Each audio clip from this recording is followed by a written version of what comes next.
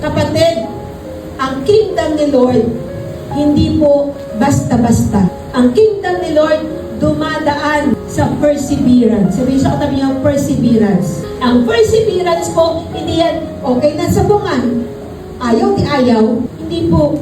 Alam niyo po yung mga magsasaka, hindi yan tumitigil hanggat hindi namumunga ang kanilang palay. Hindi po ba?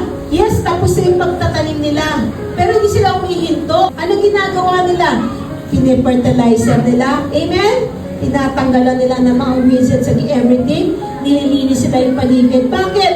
Kasi mayroon silang gustong boom. Perseverance is the key. Kailangan natin ng perseverance para makamit ang kalooban ng Diyos. Amen po ba?